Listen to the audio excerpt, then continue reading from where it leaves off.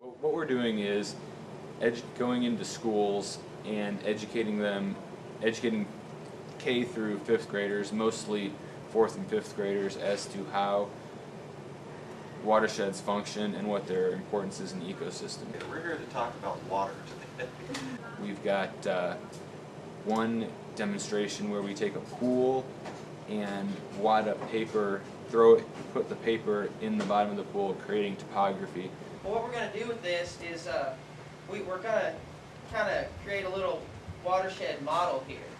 And the things you threw in there, the paper, those kind of signify hills. And when we threw those in there and we put this over it, it creates little valleys and stuff where the water will run into.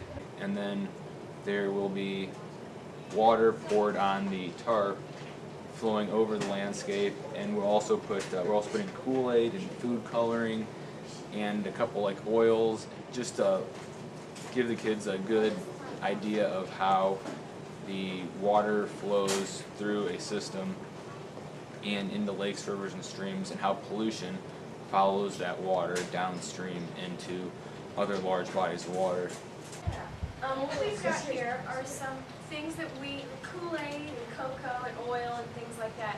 And what we're going to do is use them as a representation by their color. So we're going to put them on the tarp, and then some of you are going to put water on it. We're going to watch it flow on the tarp, and you'll see how it follows the path that water might follow in a real watershed.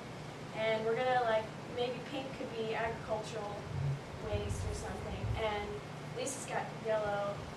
So that could be something. We have oil too, which could be many things. We've also got a demonstration where there's a bunch of papers with the river, and the students are assigned a land use, and they put the land use on the river, and then they explain their land use to the class.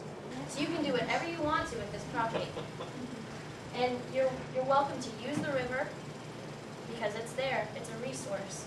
It's a bunch of water going by you every day. So if you need water, you're welcome to use it. Okay? Now you're going to have to talk. Before anybody grabs a crayon and starts drawing something, you need to talk about what you want to do.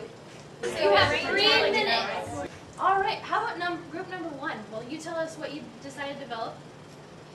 Well, we made a power plant that was like made by the river and the water wheel. Well, you should have a horse. The horse, what would the horse contribute to? Something animal waste. Animal waste, good one. And the grass.